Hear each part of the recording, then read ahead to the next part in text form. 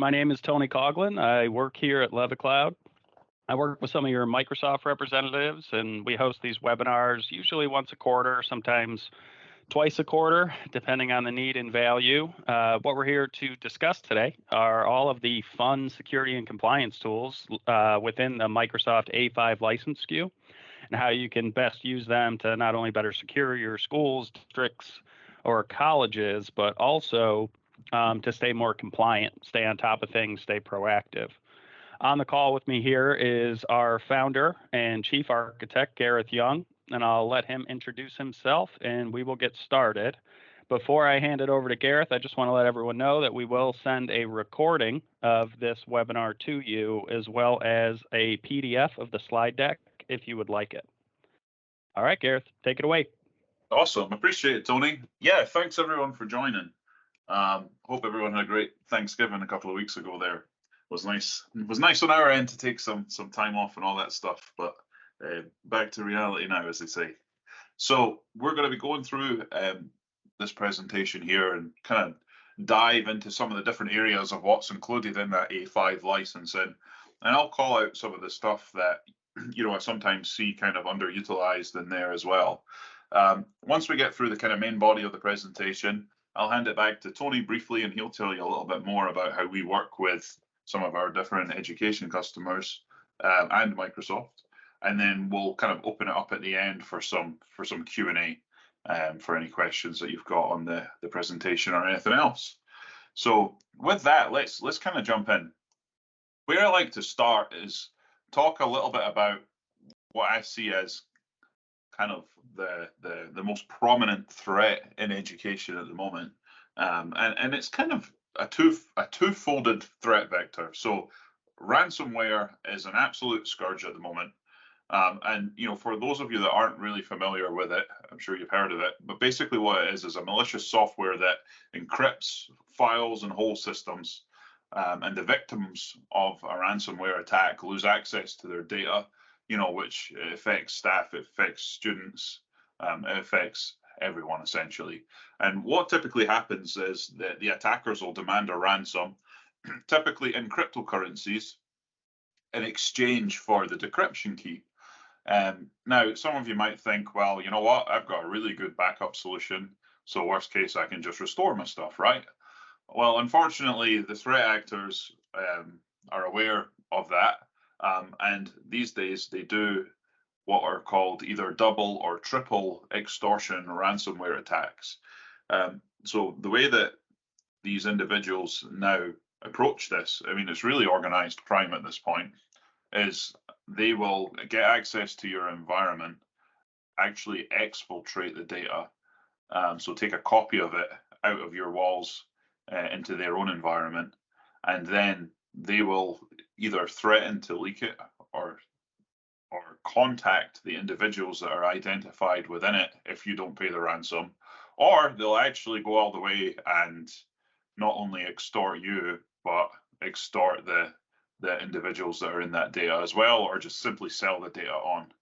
Now, CISA does advise against paying the ransom.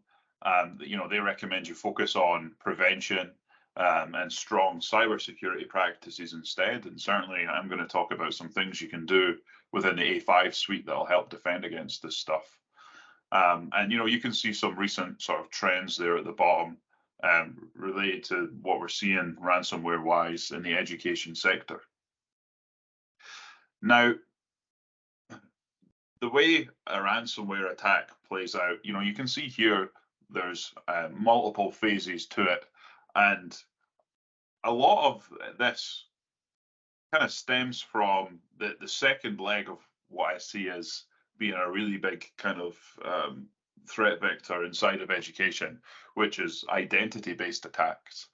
On a regular basis, I unfortunately do see accounts get compromised within education. A lot of the time, it can be student accounts.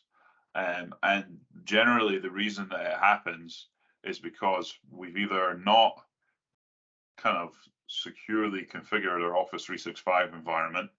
So a lot of times we go in and do sort of threat checks that uncover things that should be set in a certain way and aren't. Um, or it's because we're not taking advantage of even some of the like low-hanging fruit security tools like multi-factor authentication, for example. So threat actors able to compromise a user, and then once they've compromised the user, they start to go through this process that you see here to kind of gain more of a foothold in the environment, move laterally across it, increase their level of privilege, and then actually exfiltrate your data and kind of deploy that ransomware payload and then extort you. So, not a very good situation at all across the board. And yeah, let's understand, how we can start to protect ourselves against those types of attacks. I guess one other data point actually that I'm going to throw out there as well is we're going to talk a little bit about security and compliance today, and the reason for that is these actual attacks are completely driven by human operators. So it's not just like software gets in, infects your environment, and suddenly you're encrypted. There's a human element to this as well that we have to defend against. So this is a quick overview. Here's all of the things you get inside of that A5 suite of tools. You can see it's very robust. There's a lot of stuff in here, both on the security and the compliance side of the house, as well as some additional productivity stuff, especially around Microsoft Teams and the phone side of things. Now, we're going to start by talking about this whole security ecosystem or security platform that you get in there and focus on that. Now, these tools are designed to align with zero trust, and they're modular in nature. And for those of you that have heard of zero trust but don't maybe know what it really all is, let me just take a step back. So for the last 20 plus years, we have been following a security model known as the perimeter security model, and the kind of goal with that was, we wrapped a big firewall around all of our environment, and anything inside of that firewall where all of our applications, data, and users would be located was considered to be secure.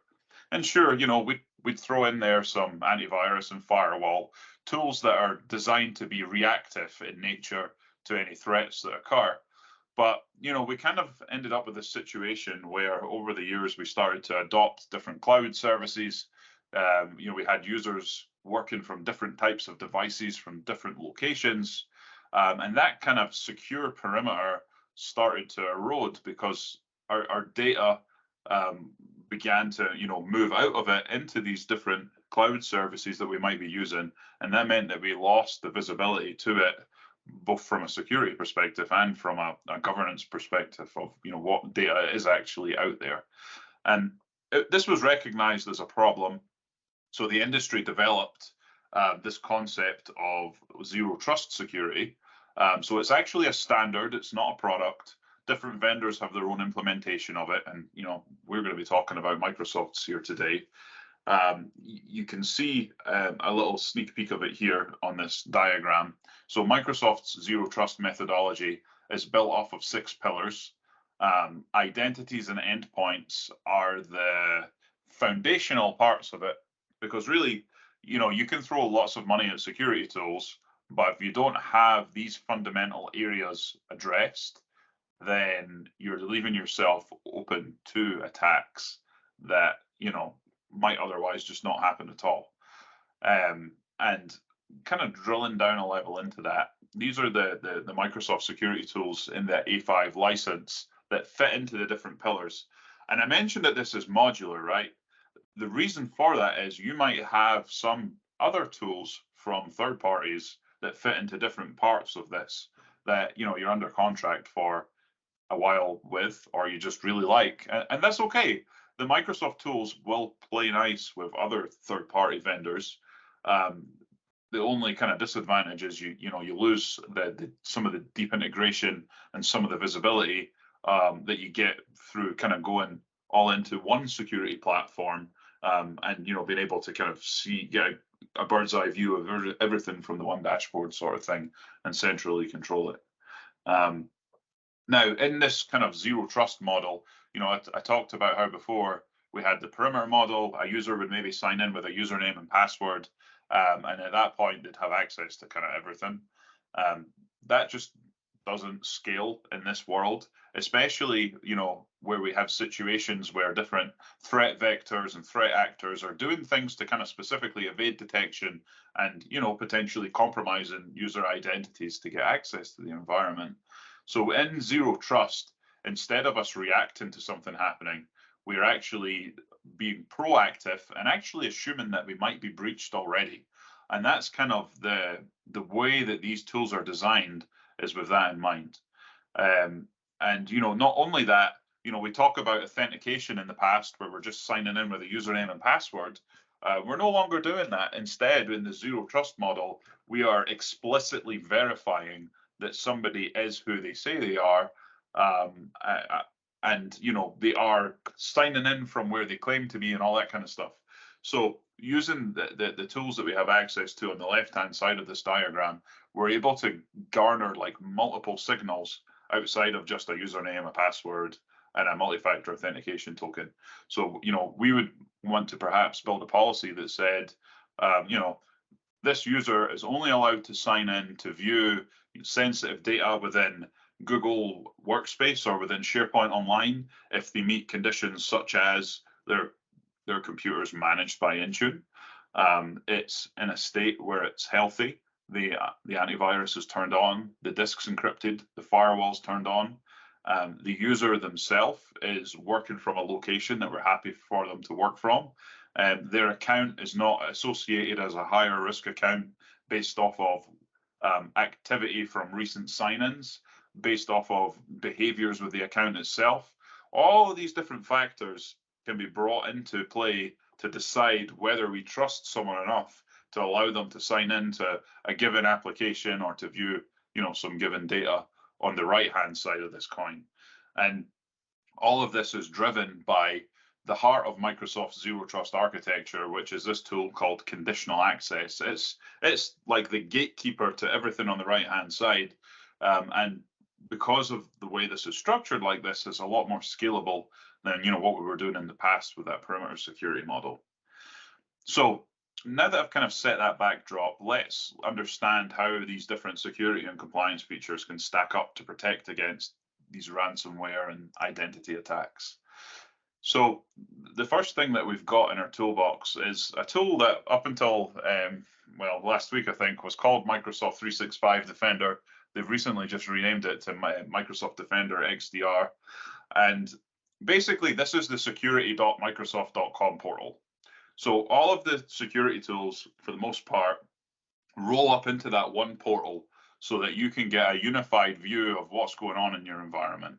And you can see here, it's talking about Defender for Identity, Defender for Endpoint, Defender for Cloud Apps, and Defender for Office 365.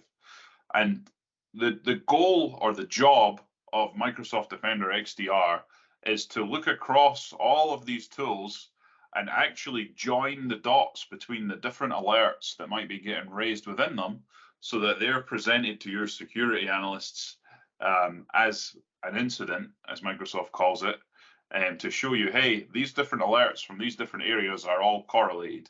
Now, back in the old world of buying different security tools from different vendors, we'd be pivoting between different dashboards to try and figure this stuff out.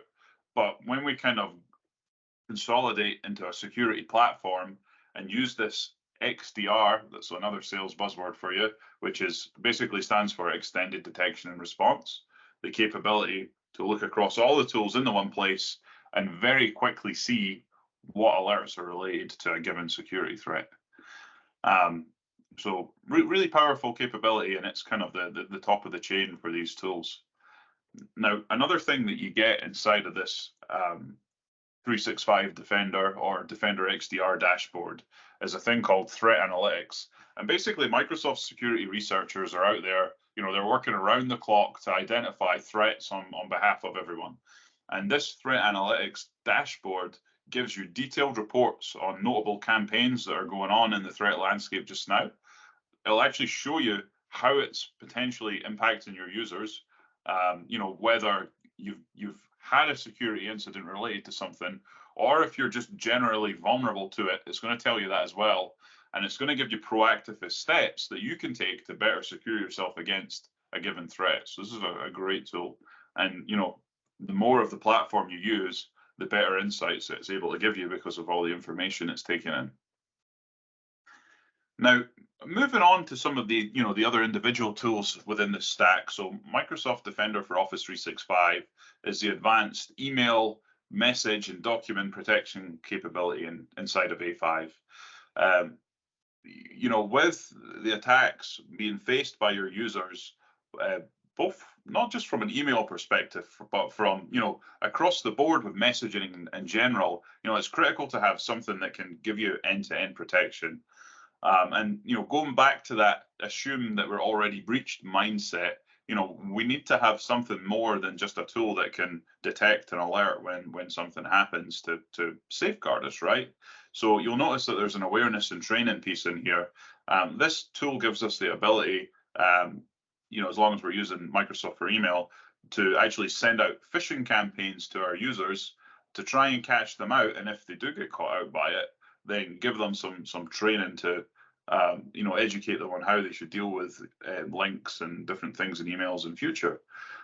Beyond that as well, I mentioned this does more than just email. If we're using Teams in the organization, or if we're purely just opening up Office documents and things like that, there's capabilities in here that provide protection against phishing attacks that are occurring in Teams now, or malicious links that are getting embedded into Word documents, or even macros and things like that. All this stuff, this is able to protect against over and above whatever security tools on the laptop or the phone or whatever device it is a user is accessing the information from.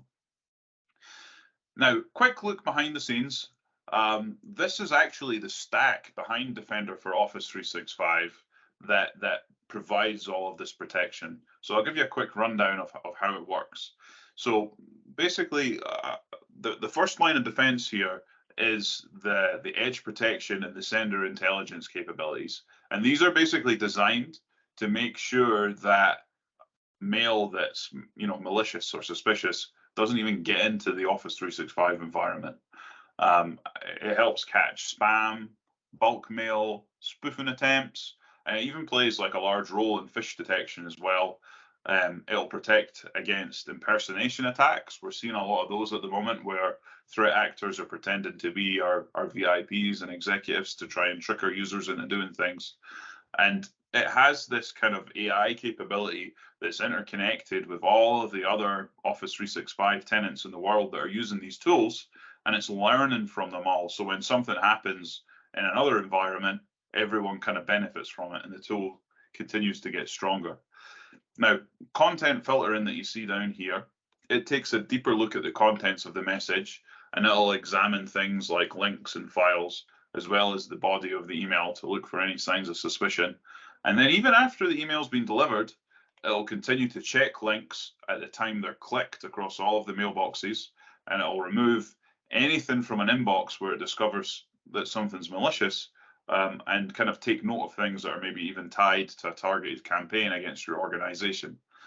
Now, if you're wondering why is it finding malicious things after they've been delivered, the reason for that is a lot of threat actors actually send out emails that have completely benign links and attachments to evade detection and get to the inbox, and then they weaponize it a little while afterwards when they're kind of assured that it's been delivered. So that's why we need to have an end-to-end solution that's checking these things all the time, even after delivery. So for those that are in more of kind of a security operations role, you might use this tool called Threat Explorer, and it has a lot of cool features in it to help you do deep analysis into the email traveling around your organization to understand, why was a certain thing marked as a phishing email, or what was behind that link that was deemed to be malicious. It will give you screenshots of it from a sandbox capability that's all automated and built into this. Now you'll notice that we're kind of highlighting this red priority account tag here. Inside of Defender, we have the ability to mark our VIPs and execs. Honestly, any user really, But those accounts that are kind of the highly sensitive ones, where if they were breached, they could cause quite a lot of damage, we can mark them with this priority account tag, and it surfaces throughout the whole tool. So if we get a situation where we're performing an investigation, we know which users to prioritize, because someone who's like a global administrator, or the head of our finance, potentially if their account was compromised, it could do more damage than like an account of a custodian that doesn't have a lot of access, for example. Now, looking further into the Explorer side of things, there's some really nice automation features in here where you can kind of do bulk activities. So one of the things that I've heard a few times over the years is, oh, we received this email, everyone got it, or a large group of people got it, and I spent hours inside of Exchange Online trying to remove this thing from people's inboxes. Well, the really cool thing here is, because Explorer is kind of tapped into all the email going through the organization, if we get a situation like that, you can just simply come in and purge it, select them on bulk and purge it. And I actually had that not that long ago with one of our university customers. They had received a phishing email from another university in the state who had clearly been compromised. The emails were coming through from legitimate email addresses, and it had a phishing link in it that students were clicking on, because the email said something like, you're at risk of being kicked off your course because you're behind on your payments or something like that. So some of them were clicking it, and unfortunately someone did fall for it. But because a lot of the students kind of reported this email, we were quickly able to see it was phishing. And yeah, I worked with that IT department to kind of come in here, and we purged it out using this tool. So very, very useful for sure.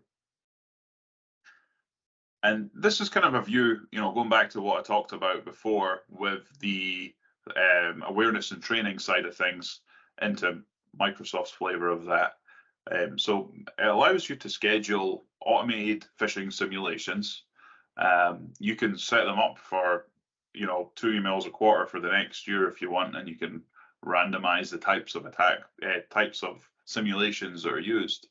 And the really cool thing with this is, because it's all tied back to your Azure Active Directory, or Microsoft Entra as we're calling it now, you can really easily see what users have been impacted, have they gone through the training, and you can target it to different user groups to make it easier. And the thing that's quite cool here is there's a predicted rate of compromise, and basically the system looks at how other organizations of similar size to yours have performed in these different simulations, and it'll kind of take a guess and say you're likely to fall here. And it gives you a good benchmark to say, well, we're doing better or we're doing worse than we should be. What do we need to do to address that? So quite a powerful capability in there. Because, as I like to say, our users are our human firewall, and it's important to keep that tuned and up to date sort of thing. Now, let's talk about one of my favorite tools, Defender for Endpoint. This is much, much more than an antivirus. I can't count how many times I've had someone say, oh, Defender, that's that free thing we got on Windows a few years back. Nope, it really isn't. So let's kind of dive in and understand the capabilities you get in Defender for Endpoint. Now, the first thing that surprises a lot of people is Defender for Endpoint's actually a multi-platform solution. So you can see here the different platforms that are supported. And more recently, they've added support for some of these different network vendors as well. So you can even get some visibility around the security posture of your network equipment outside of your kind of endpoints and mobile devices. Defender's got really robust vulnerability management capabilities. And when I work with different customers doing the threat check I mentioned before, this can be the area that is one of the most eye-opening, because they just don't have the visibility. You don't know what you don't know. This will show you not only the vulnerabilities from like a Windows patching perspective, where you're maybe missing updates, but it'll show you third-party software as well. It will also look at the operating system's configuration, because out of the box, Windows is, it's kind of open. It's designed to be flexible and customizable by whoever's using it. But for a kind of education, enterprise-centric environment, we want to lock it down with some different security controls to make it less open and less vulnerable. So this tool will actually give you visibility into that and make recommendations around, actual configurations you should change as well. It can look from the firmware up, so even BIOS level updates essentially, it can kind of notify us on. And the other thing that's really good with it is a lot of tools will just kind of give you a list of stuff and say, hey, this is what needs fixed, but it's not very helpful if it's thousands of different vulnerabilities in the environment. With Defender, it actually prioritizes them, and it does it based on its awareness of what's going on in your world. So it understands from the sensors that are on the endpoints what they're doing, how the users are working, what vulnerabilities we've got, what our exposure to the internet is, all these different things, and it'll prioritize the list so you know what order to kind of go through it. And for those of you that maybe haven't tried Defender yet because you have a third-party endpoint protection tool, the good news is if you're paying for A5, you can actually enroll Defender alongside that third-party tool and it'll go into like a passive mode, and you can take advantage of the vulnerability management even if you've got a CrowdStrike or a SentinelOne, that maybe you're still under contract for as the primary protection product. Defender also has a feature called shadow protection, where when it's running kind of secondary or passive, if the primary product misses something, then it can make an attempt to catch it essentially. Very, very robust tool and very flexible. Now, going beyond endpoint protection, no endpoint protection, and I mean in like antivirus, is foolproof. Every day we have zero-day attacks, and we have new pieces of malware that are designed to evade detection coming out. So endpoint protection by itself is not enough. And the way that Defender works is it's kind of like a multi-layered security stack almost on the endpoint. So, once you've got Defender itself installed, there's additional things we can configure in the operating system to provide extra guardrails and, hardening. And one of those is attack surface reduction rules. These are extremely powerful. I see them get missed a lot, and they are a very good form of proactive security. So essentially what these are designed to do is to stop different processes and applications from behaving in ways that they likely shouldn't, or stops them from making changes to core Windows folders or other folders that we specify that they shouldn't. I'm thinking about ransomware there and encrypting things. You start off with these in kind of like an audit mode, so you can see what different things might be blocked, and then you can kind of tune it and then turn up the protection level. Highly recommend looking at these if you're using Defender and haven't taken advantage of them already. Yeah, they have a big impact on those new threats that come out that any tool, regardless of the vendor, might miss without these extra guardrails. So network protection, Defender gets fed with security intelligence from Microsoft's threat researchers. And basically, when this is turned on, any process on the device, any application, doesn't have to be a web browser, it can be anything. If it tries to reach out to a known malicious domain or IP address, as is common in ransomware attacks and bot networks and that kind of thing, this will just outright block the connection and raise an alert so we know that happened. Also, maybe your team subscribes to your own threat intelligence feeds, and if something comes through that where for your particular use case you're advised to block certain things, it gives you the ability to kind of add your own custom IPs and domains and such like that you might want to block. So this is a really good one to turn on as well. Now, next generation protection kind of refers to the sort of cloud side of Defender. It's not all based on local processing power with providing this protection. It's also based on the big Microsoft kind of security cloud backend that's doing real-time analysis of different unknown threats and files and such like that are run into. It helps us block different types of fileless malware and emergent threats. With Defender, it does behavioral profiling of all the processes on the system. So if a process starts acting in a way that's not expected, it can automatically take action against that. And a lot of this is kind of backed by that cloud backend.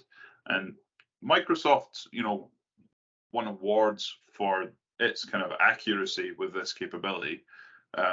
Really, really powerful stuff. Now, we've been talking about ransomware because it is quite a big deal at the moment. And tamper protection, this is me just kind of calling out like an actual individual feature inside of Defender that I recommend you look at. Tamper protection is designed to stop any kind of outside processes from disabling the antivirus. In a ransomware attack, it's quite common for the ransomware to disable the endpoint protection. So Microsoft developed this feature called tamper protection that you should definitely enable if you haven't already to stop that from happening. So it's all geared towards protecting us against these ransomware attacks. Now, one of the other really cool things with Defender for Endpoint is its integration to Microsoft Intune, which is the device management capability that's inside of Microsoft 365. So let's say, for example, we're in a situation where we're looking through our list of vulnerabilities and we see something that needs fixed. We can select an option to kind of push that straight through to Intune into a security tasks dashboard where one of our endpoint team can kind of pick it up, understand why it's there, and actually, implement the security update or the application update or whatever is needed. It just is a really good way to kind of break down that silo that you sometimes get between the security team and the endpoint team so they can work together a bit more cohesively. So a quick look at a couple of other tools in here. Microsoft Defender for Cloud Apps is the cloud access security broker within A5. Think of it as threat protection for your cloud apps, but like at the service level. And this could be for Microsoft, for Google, for Blackboard, you take your pick. And essentially, it has some key functions within it. So the SaaS security posture management can essentially tell us about misconfigurations across, Azure, Google Cloud, AWS, depending on where you've got your infrastructure, and it recommends, best practices to remediate those. For sensitive documents that we might have across, OneDrive, SharePoint, Google Docs, it's able to provide data loss prevention capabilities and also document labeling and classifying capabilities so that documents that are sensitive are marked as such automatically, and we know what they are and where they are. Beyond that as well, it's got some great threat protection capabilities built into it. For example, anti-malware scanning inside of SharePoint and OneDrive itself, or ransomware detection inside of SharePoint and OneDrive. There's a lot of different policies and rules in there you can enable. And then, the app-to-app protections, it gives us visibility into the different applications that are being connected to our Azure AD environment, and also, helps us understand the risk level of them. And for anything that's connected to Azure AD or being accessed, we can tag it as sanctioned or unsanctioned if we want to block access to a certain application right from kind of the cloud level without needing to rely on any like edge appliances within our environment. Now, we've talked a lot about security, and I'm going to touch a little bit on compliance here as well. So inside of that A5 suite, we also get Microsoft Purview, which is a really in-depth compliance platform. And what you're kind of seeing here in this triangle are kind of some of the core pillars of it: information protection, insider risk management, and data loss prevention. So if we go back to our little scenario of ransomware and how those threat actors typically look to exfiltrate data from the environment before they encrypt it so that they have their own copy of it. This is partly going to be protected by the security tools, but it's also going to require integration to these compliance tools to provide some coverage as well. So with information protection, that's the piece that we use to essentially label and classify our files and documents, and even put kind of controls around them at the file level. So for example, let's say we had a sensitive financial document that we marked as highly confidential. We can also have some rules in the system that say, if something's marked as highly confidential, encrypt the file itself, and stop it from, being forwarded to certain people or opened by certain people. So, even if it was somehow exfiltrated from the environment, in all likelihood, whoever got their hands on it wouldn't actually be able to see what's inside it. Data loss prevention is the leg of the stool that basically allows us to put policies and rules around where data can and can't be copied and shared to. So whether it's anything from emails coming out of Outlook with different types of sensitive information, how are they handled, what's allowed to be shared, what's not, SharePoint, OneDrive, even Teams chats, like someone accidentally pastes sensitive student information into a chat with an external third party, DLP gives us the ability to detect that and block it.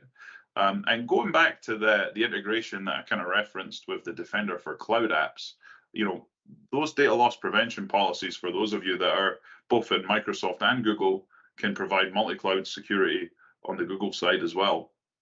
And then finally, insider risk management. This is a capability that's definitely growing in popularity because of the way that things have evolved with ransomware and other types of attacks.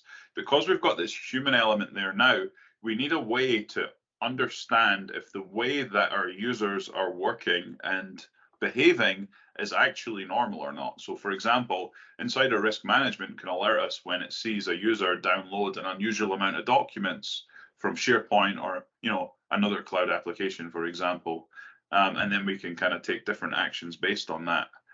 Now, the way that this all kind of comes together is as part of that A5 licensing, we get what's called adaptive protection. So, not only do we start out with making sure our documents are appropriately classified and taking advantage of automatic classification in A5, so we're not just relying on users from picking classification levels, but we've got that information from the insider risk management of how users are behaving, and then our data loss prevention. And the kind of end result of bringing these three things together is, let's say we have a situation where we do have some sensitive documents, but we've got genuine use cases where we don't want to just block them from being shared in different situations. With the A5 and all of these capabilities combined, we can start to do adaptive policies that say, well, this document's sensitive, but if the user's risk level is considered to be low, then that's okay. We're okay with them sharing it in this manner. But if insider risk management's telling us that the user's risk level is actually on the high end, then actually we do want to block that, and we want to raise some alerts so it can be investigated.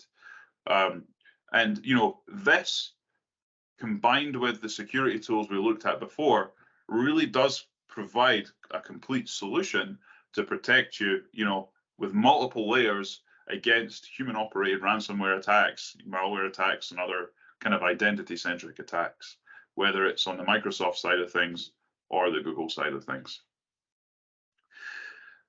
So just to kind of round out here, I wanted to share some of my best practices as it relates to the implementation of these tools. So we talked a little bit about attack surface reduction. Putting those into an audit mode, first of all, is a very good place to start. This way, you can make sure that you're not going to upset your users by suddenly breaking stuff on their PCs because it's blocking things that shouldn't be.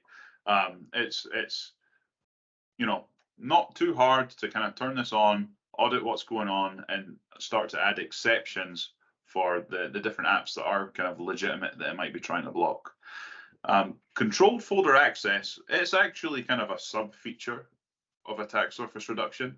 And essentially, this is the one I mentioned that will stop different processes from either modifying files within core Windows folders or, folders on a system that you specify. And this is kind of something that adds protection from a ransomware attack being able to encrypt stuff essentially. I see this tool kind of underutilized, so I'd definitely take a look at that. It has an audit mode. It's a little bit harder to audit, but you can tune this. We do it on all of our deployments. And then, multi-factor authentication. I know in some areas of education, it can be challenging to use this, like with, K-12 and young kids and that kind of thing. But using MFA as broadly as we can is a really kind of piece of low-hanging fruit to reduce your vulnerability to these different attacks that we've talked about. 100%, especially like when I mentioned, the threat where one university was sending it to the other. I have a suspicion that MFA was kind of the threat vector there because, I see it a lot where it's just not fully used. And then last couple of things in here. So if you go A5 and you deploy Defender for Endpoint, you actually get access to data loss prevention for endpoints as well. So think about the scenario where the threat actor is exfiltrating data in a way that kind of goes around the Microsoft 365 environment. Maybe they've opened up a VPN to, a file share or some storage solution somewhere else, right? The endpoint data loss prevention would likely see that. And, that's, again, another tool in your toolbox to help protect against those types of threats. And then finally, monitoring cloud application use using Defender for Endpoint and Defender for Cloud Apps. So just by the nature of having Defender for Endpoint on your devices, whether it's in passive mode or full protection mode, it actually populates a dashboard called the Cloud Discovery Dashboard that you can go in and look at, and it'll show you all the different cloud applications that your users are accessing, how much data is moving between them, and also it gives you a risk level for each one. So that's a really good way to gauge, have we started using something new that we maybe shouldn't be?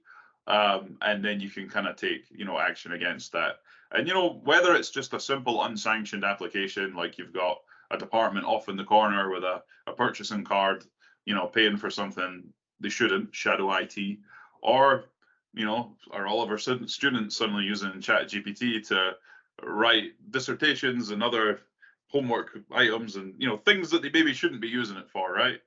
This would allow you to kind of pick up on that if it's going through your devices so you can take action. So yeah, with that, I hope this information was useful. I'm going to pass it back to Tony so he can talk a little bit more about where the rubber meets the road with these tools and how we work with them. Yeah, thanks, Darren.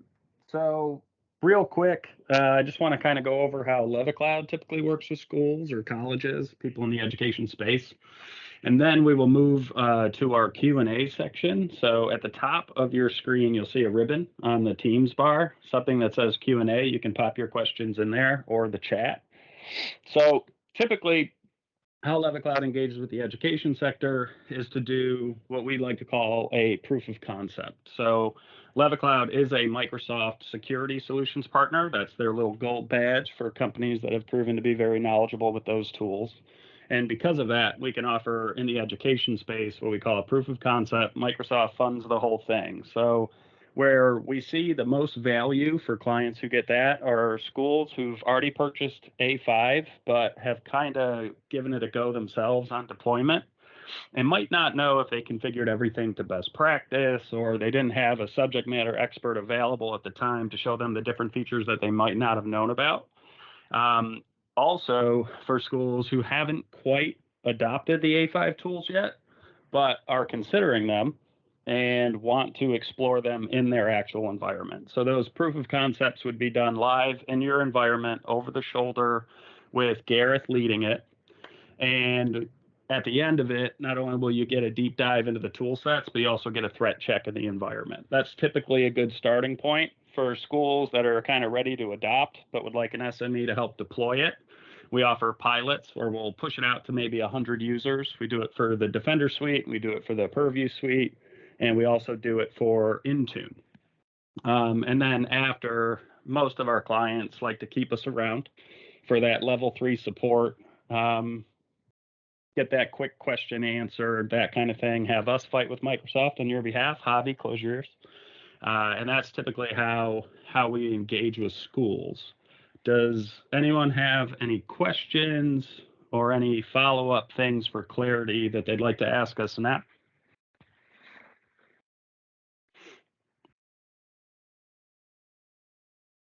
We got the Q&A button here.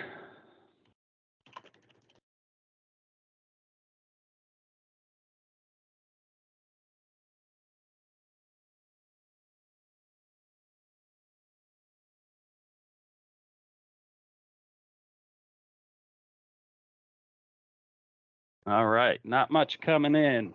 Gareth, any other fun stories you'd like to add that maybe we didn't include in the webinar? Yeah, so here's one thing for everyone to go and look at. Have someone go into your Azure Active Directory, or I guess Microsoft Entra ID, as we're calling it now, Microsoft Entra. Go to the sign-in logs, and when you're inside of the sign-in logs, add a filter for client app. And then once you've done that, click on it, and you'll see something in there that talks about legacy. Check every single box under legacy. And once you've done that, have a look and see what sign-in logs show up. The reason I'm kind of guiding you to do that is in a lot of the schools and such like that we go into, that can be a really good place to go and look and see if anyone is taking advantage of any loopholes that you've not kind of configured in your environment to try and actually attack your student accounts or staff accounts. So basically there's a thing called legacy authentication protocols. They are used by multifunction devices like printers and scanners. And by default, the protocol that they use is kind of just open. It doesn't support multi-factor authentication and actually can be used to bypass it. So it's quite common for me to kind of go and look in the sign-in logs at that place.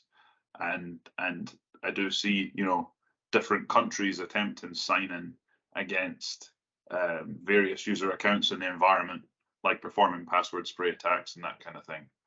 So that's just an extra little homework assignment for everyone, as kind of a good way to gauge, do we have any problems that potentially could be kind of easy to solve through things like conditional access.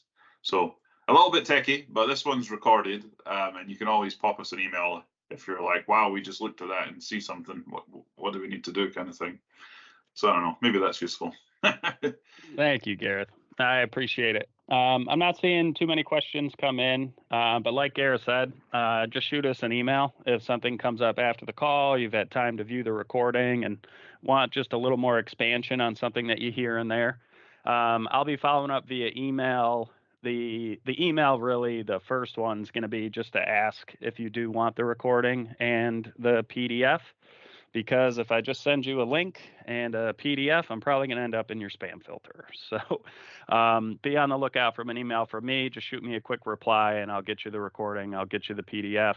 And lastly, I'd like to thank Javi for Microsoft, Javi Hernandez. He's the one who helped us organize this, and we really appreciate you. All right. Thanks, everyone. Hope you Thanks, have a great all. rest of the day.